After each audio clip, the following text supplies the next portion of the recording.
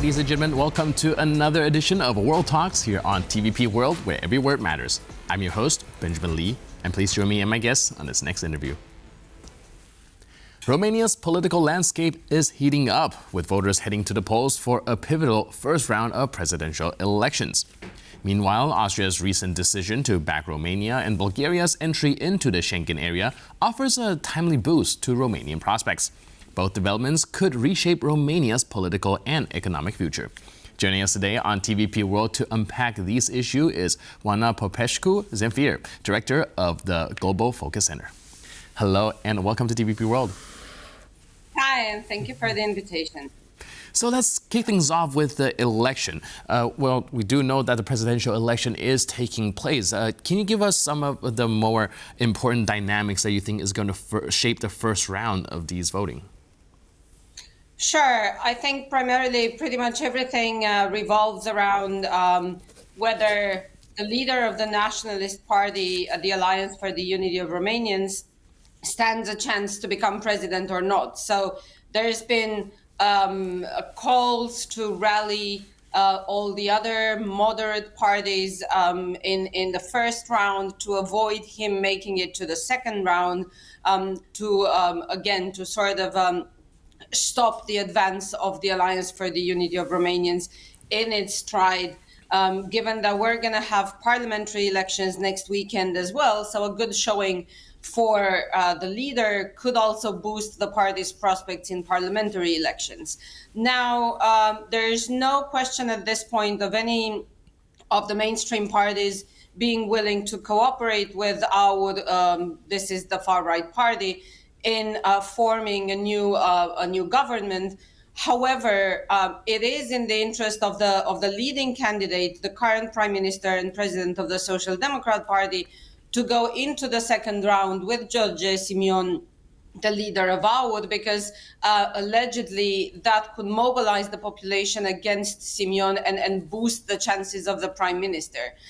There have also been accusations that the Social Democrats have actually gone out of their way to make it possible for Simion to make it to the second round, just to kind of facilitate the election of Prime Minister Ciolacu. So this is, I think, pretty much what we're looking at these days. We have more volatility than in any other previous election. We have more candidates with more or less equal chances than in previous elections. Most of them are actually weak candidates. Some of them, again, I'm talking about the mainstream parties, score below the overall score of their parties. So they're playing their political future, because whoever loses is very likely to lose the leadership of their party, and probably for some of them even go out of politics altogether. So more uncertainty than we've ever had in a presidential election, but quite a lot of continuity to look to when it comes to the final result, because it looks likely that we will continue to have more or less the same governing coalition as we have now, made up of the Social Democrats and the Liberals, and the elected president, unless he comes from the Nationalist Party, is not likely to change that. Right, so a lot to break down here. You just mentioned that a lot of parties are coming together to try and prevent the Nationalist AUR party from going into the second round. I could imagine that involves some sort of political horse trading and consolidating votes in one way or another to make sure that these are the only parties that can, go into the second round. However, like you just mentioned, we are looking at a lot of candidates, a lot of volatility, and the stakes are also pretty high for some of these politicians. Do you think that this kind of fragmentation will be a hindrance when it comes to consolidating the votes with this political horse trading process to effectively block the AUR from going to the second round? Yeah, absolutely.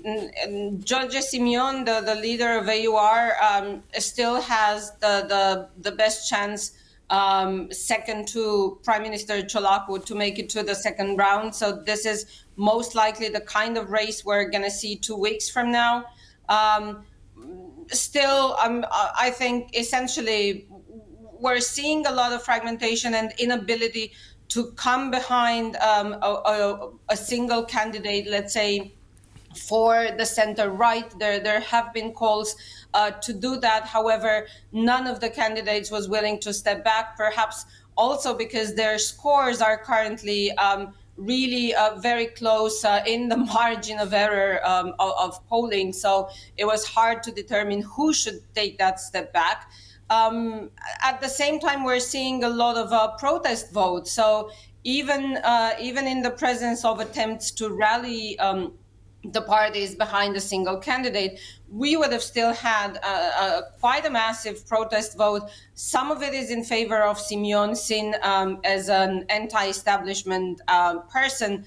The other is in support of of somebody who sort of shot out of the blue, Călin Georgescu, an even more radical extremist candidate with views that are reminiscent of Romania's fascist past. Again, the competition is very much between the center, whether it's center left, center right, and this is likely to rally people who are not necessarily feeling represented by any of the candidates, who are otherwise apathetic about elections and participating. But on the other side of the fence stands the threat of extremism. And under the circumstances in our region and everywhere, with the election of Donald Trump, with Viktor Orban being stronger and stronger a voice, I think that's the threat that all Romanians are feeling. That if the radical parties become a more influential force, even if they don't have the necessarily the country leadership, this is going to make things much more difficult in internal politics. All right, you just mentioned the leader of the AUR party is actually, running just behind the prime minister, and perhaps being the second person most likely to make it into the second round. Do you think that the party's recent traction in these elections do reflect broader political trends in the region, as we've seen in various other European elections with right-wing parties on the rise? Very likely. It is in many ways a contagion from what happens in the region and in Europe and again in the US itself. I think at the same time it has to do a lot with the disillusion with mainstream parties, disillusion with political leadership in general. There's a lot of frustration about even reformist parties not coming up with proper candidates that people can actually wholeheartedly support. So a lot of the discussion goes in the direction of a negative vote, a more practical vote that's just supposed to stem the ascent of the far right, not necessarily a choice that people make in full confidence, but rather just kind of the best option of all the bad ones. And in many ways, that is the root of people turning to populist forces.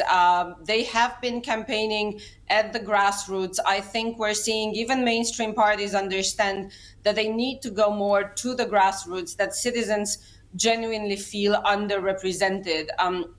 But this is just, I think it's a little bit too little, too late. So for now, we still have a bunch of rather weak candidates, and we're probably going to see these dynamics of people being frustrated and angry at their political leaders for some years to come. Unfortunately, the opposite choice to nationalism and extremism in the person of Prime Minister Ciolacu let's say a lessering of democratic competition, because if people vote for the Social Democrats to make sure that George Simeon does not become president, this will allow the Social Democrats very likely to have both the parliamentary majority and the government and the president. And this has, we've been there before. the fear that the Social Democrat Party, the largest in Romania, still with a lot of internal corruption and patronizing over a network of quasi-state capture in the administration, the threat that there's going to be very little democratic opposition is absolutely there. And that's what makes people so disappointed, because essentially the choice is between serious democratic backsliding all at once and slow, creeping democratic backsliding over the next years. Right. So like you mentioned, there's a problem with the backsliding, and also people feeling unrepresented being perhaps one of the reasons why people are turning to a more populist party as a protest vote. But we're also seeing, like we discussed earlier, there might be some political maneuvering in order to block these populist party from going into the second round. Do you think that these political maneuvers might affect the public trust in the process and make them feel even more unrepresented? I think the general perception is that parties tend to make deals among them, and that many of them are just faking competition. The case in point is the current governing coalition, again made up of the Social Democrats and the Liberals. Just a few months ago, the Liberals have essentially stated their displeasure at being in this coalition, but they did not leave government. They justified this as a way of keeping economic and political stability at a time when it would not be the best circumstances for Romania to have a minority government. But they have traded blows with the Social Democrats while being in government together.